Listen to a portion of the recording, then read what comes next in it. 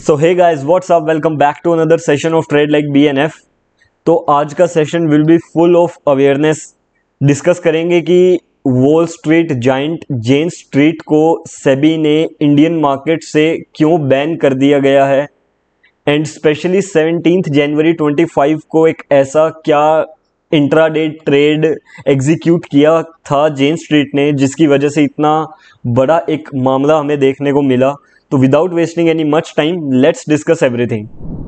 तो यार, ये वो इंटरिम ऑर्डर है जो सेबी ने पब्लिकली प्रोवाइड कर रखा है फॉर एवरीवन, जो जेन स्ट्रीट की मैनिपुलेशंस को बहुत अच्छे से एक्सप्लेन करता है।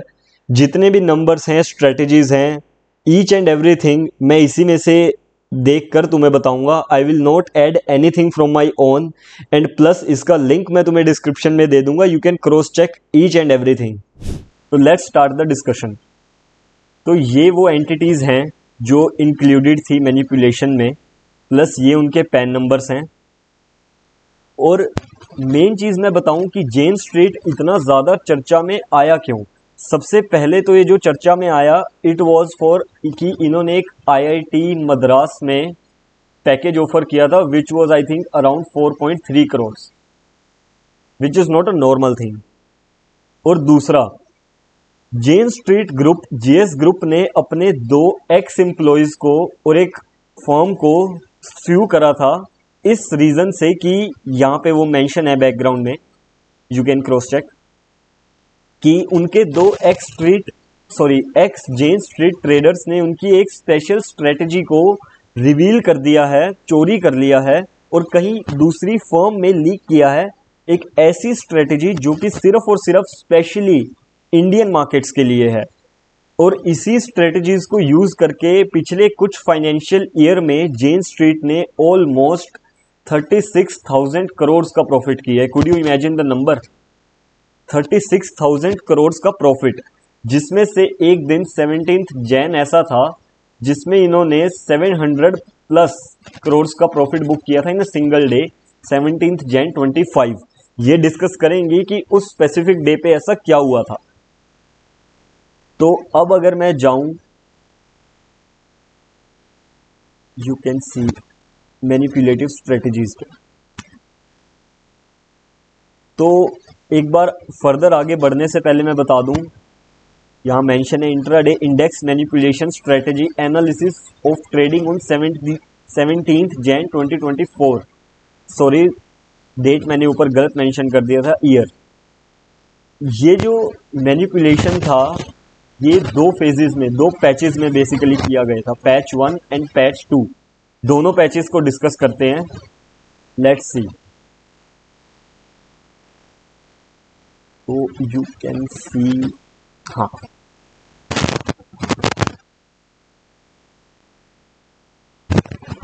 दिस इज पैच 1 जो कि बेसिकली स्टार्ट हुआ था, जो कि बेसिकली मार्केट का फर्स्ट हाफ था। पैच 1 9:15 बजे से ऑलमोस्ट 11:45 बजे तक चला। इसमें जेन स्ट्रीट ने स्पेसिफिकली क्या किया था, you can C, in otherwise following market group net purchases INR 4,370 crore of bank Nifty constituents in cash and futures market. मतलब कि जेन स्ट्रीट GS ग्रुप ने बैंक निफ्टी के स्टॉक्स को परचेज किया था, लॉन्ग पोजीशन ली थी कैश सेगमेंट में और फ्यूचर्स मार्केट में। कैश यानी कि एज इट इज के स्टॉक्स उठाए थे एज इट इज, और दूसरा स्टॉक फ्यूचर्स में उन्होंने एक लॉन्ग पोजीशन बनाई थी। अब इसका मार्केट में इस एक्शन का क्या इंपैक्ट हुआ, इंपैक्ट ऑन मार्केट। इस पर्टिकुलर एक्शन ने बैंक निफ्टी के कॉन्स्टिट्यूएंट्स, यानी कि जिन स्टॉक्स में उन्होंने लॉन्ग पोजीशन बनाई थी, जिन स्टॉक्स के cash segment plus stock future segment में, उनमें लॉन्ग पोजीशन बनाने की वजह से क्या हुआ, बैंक निफ्टी के स्टॉक्स का प्राइस ऊपर जाना स्टार्ट कर दिया। और जैसे ही सभी बैंक निफ्टी के स्टॉक्स का प्राइस ऊपर जाना स्टार्ट हुआ, तो साथ ही साथ जो इंडेक्स था बैंक निफ्टी, वो भी ऊपर जाना स्टार्ट कर दिया। और इसका फर्दर इंपैक्ट क्या हुआ, इसका फर्दर इंपैक्ट ये हुआ कि bank Nifty index is supported rises from low, put option becomes cheaper. ये एक मेन चीज थी। पुट ऑप्शन क्या होता है, put option is basically down side lottery, यानी कि मैं कहूं कि मैंने बैंक निफ्टी का पुट बाय करा है, यानी कि मैं कह रहा हूं जैसे जैसे बैंक निफ्टी नीचे जाएगा मुझे डिफरेंस मिलेगा, मुझे प्रॉफिट मिलेगा। जितना बैंक निफ्टी नीचे जाएगा उतना मेरा बेनिफिट होगा। बट इस पर्टिकुलर एक्शन की वजह से जहां पे इन्होंने लॉन्ग पोजीशन क्रिएट करी थी 4370 करोड़ की, इसकी वजह से बैंक निफ्टी ने स्लोली एंड स्टेडली ऊपर जाना स्टार्ट कर दिया और इस वजह से डाउनसाइड लॉटरी यानी कि पुट की वैल्यू गिर गई। क्योंकि जब मार्केट ऊपर जाना स्टार्ट करता है तो ऑब्वियस सी बात है उसके नीचे जाने की प्रोबेबिलिटी कम हो रही है थ्योरेटिकली, तो उसी रीजन से पुट ऑप्शन सस्ता होने लग गया। और अगला इंपैक्ट क्या हुआ, while call option becomes expensive. Call क्या होता है, अपसाइड लॉटरी, कि जैसे पुट में होता है कि मार्केट जितना नीचे मुझे उतना फायदा, कॉल में क्या होता है मार्केट जितना ऊपर जाएगा मुझे फायदा मिलेगा।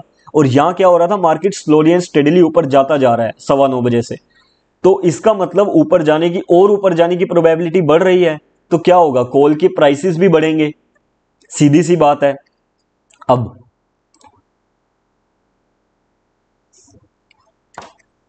जब market are mislead by the above support of bank Nifty JS group effectively build, यानी कि जैसे जैसे जेन स्ट्रीट ग्रुप मार्केट को ऊपर ले जाता रहा अपने उस 4370 करोड़ रुपए की पोजीशन से, साइमल्टेनियसली साथ साथ उन्होंने ऑलमोस्ट 32,114 करोड़ की बेयरिश पोजीशन बना दी थी liquid bank Nifty index option में।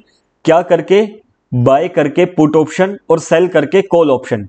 उन्होंने पुट ऑप्शन क्यों बाय करा, उनको पता था कि हम मार्केट को क्रैश करेंगे आने वाले जस्ट कुछ मिनट्स में, तो जो पुट ऑप्शन डाउनसाइड लॉटरी इतना सस्ता हो रखा था उन्होंने एग्रेसिवली उसको बाय करना स्टार्ट कर दिया और कॉल ऑप्शन को बेचना स्टार्ट कर दिया। कॉल ऑप्शन को बेचा यानी कि किसी को यह कह दिया कि मार्केट इस पर्टिकुलर लेवल से जितना ऊपर जाएगा ना मैं तुझे पैसा दूंगा, और अगर वो उस पर्टिकुलर लेवल से ऊपर नहीं गया तो तेरा जो तूने पैसा मुझे दिया है वो मेरा।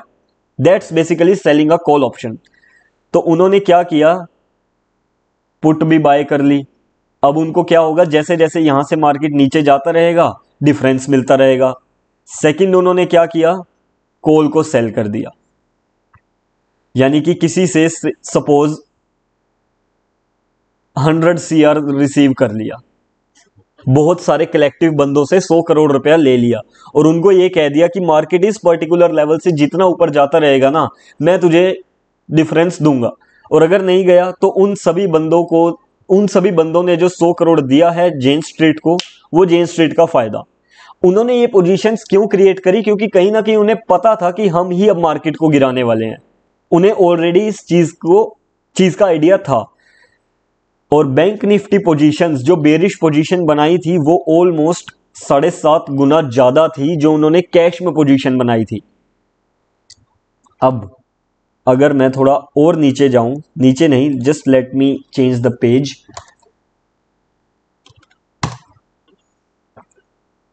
Just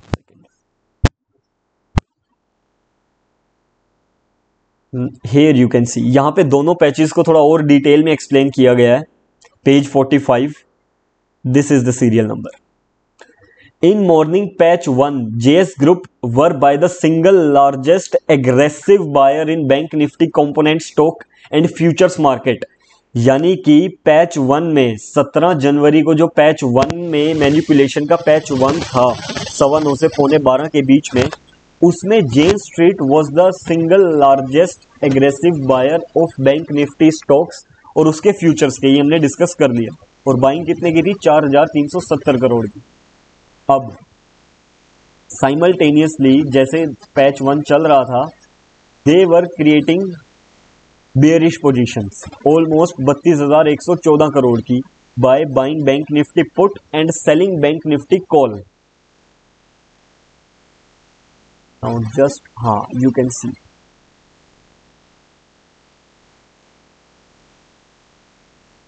here it is. Note that this intraday trading of aggressively buying large bank nifty component stock and futures in patch 1 followed by aggressive reversal। जैसे ही उनकी ये 4,370 करोड़ की बाइंग पूरी हो गई, अब उनको मार्केट को नीचे धकेलना था, बहुत ही एग्रेसिवली नीचे की तरफ पुश करना था। तो उन्होंने क्या किया, बहुत ही एग्रेसिवली ये सारे स्टॉक्स को 4,500 करोड़ के स्टॉक्स को एग्रेसिवली सेल करना शुरू कर दिया, जिसकी वजह से जेएस ग्रुप को इंट्राडे में नेट लॉस हुआ था 61 करोड़ प्लस का, 61 करोड़ प्लस का लॉस हुआ था इस पोजीशन मार्केट को नीचे धकेलने के लिए। जो 4,500 करोड़ की पोजीशन बनाई थी ना, लॉन्ग पोजीशन खरीद खरीद के, अब उसको नीचे की तरफ पुश करना था। तो जैसे ही उन्होंने सेलिंग स्टार्ट करी, उनको 61 करोड़ का लॉस हुआ, but same day 734.93 almost 735 crore का प्रॉफिट हुआ था अपनी वो पुट बाइंग और कॉल सेल वाली पोजीशन।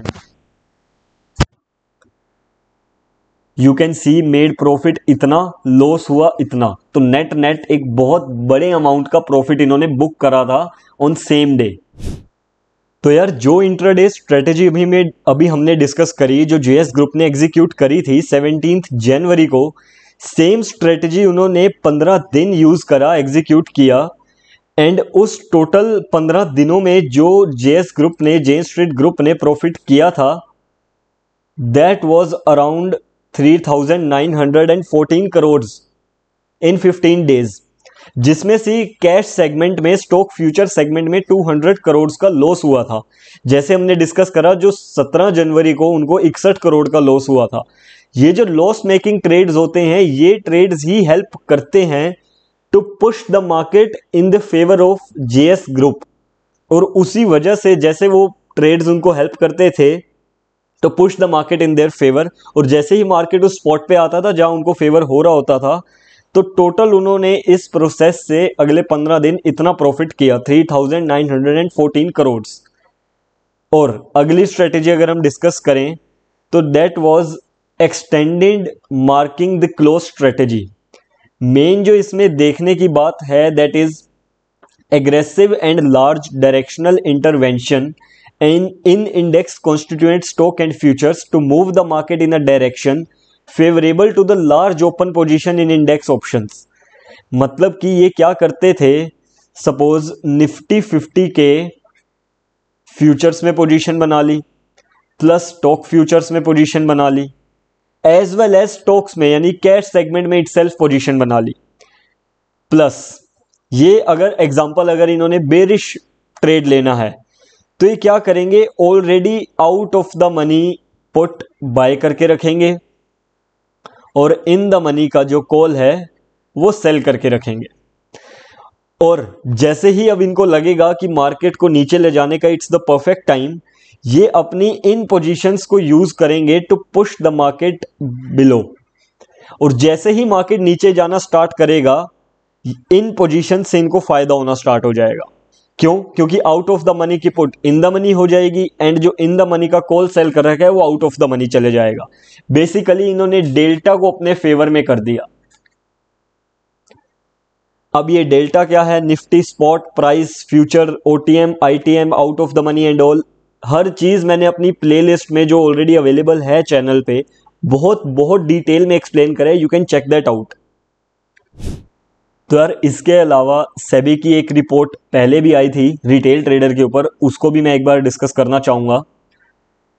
यू कैन सी की financial year equity F&O between 22 से 24 के बीच में 10 में से 9 इंडिविजुअल ट्रेडर लॉस में थे, और एग्रीगेट लॉस कुल मिला के जो इंडिविजुअल ट्रेडर का लॉस था वो 1,80,000 1.8 लाख करोड़ से भी ज्यादा था पिछले 3 साल फाइनेंशियल ईयर 22 से 24 तक। एंड इसके अलावा अगर मैं नीचे जाऊं, मेन चीज 93% ऑफ ओवर 1 करोड़ इंडिविजुअल एफ&ओ trader incurred average losses of 2 lakh पर ट्रेडर। 1 करोड़ से ज्यादा इंडिविजुअल एफ&ओ ट्रेडर्स का उस फाइनेंशियल ईयर में 22 से 24 में 2 लाख का लॉस था पर ट्रेडर। और जो टॉप 3.5% लॉस मेकिंग ट्रेडर थे ना, उनका अप्रोक्सीमेटली जो लॉस था 28 लाख पर पर्सन, यानी कि 4 लाख ट्रेडर्स का लॉस तो 28 लाख रुपए से भी ज्यादा का है। एंड इससे भी ज़्यादा शॉकिंग जो चीज़ यू कैन इमेजिन दिस, सिर्फ और सिर्फ 1% इंडिविजुअल ट्रेडर थे जो मैनेज कर पाए थे earning 1 lakh rupees after adjusting सब टैक्स वैक्स और ट्रांजैक्शन कॉस्ट वगैरह निकाल के। But if you see this number, जो फॉरेन पोर्टफोलियो इन्वेस्टर थे या फॉरेन या प्रोप्राइटरी ट्रेडर्स थे, फॉरेन पोर्टफोलियो इन्वेस्टर्स थे, उन्होंने ग्रॉस प्रॉफिट बुक किया था 33,000 करोड़ का, और उसी के अगेंस्ट जो इंडिविजुअल रिटेल ट्रेडर का लॉस था डेट वाज 61,000 करोड़। तो काफ़ी ज़्यादा चांसेस है जब आपके और मेरे जैसा एक ट्रेडर लॉस करता है तो काफ़ी हाई चांसेस है कि वो एक एल्गो ट्रेडिंग की प्रॉफिट है। हमारे द्वारा किया गया loss is a profit for FPIs और प्रोप्राइटरी बिग ट्रेडर्स।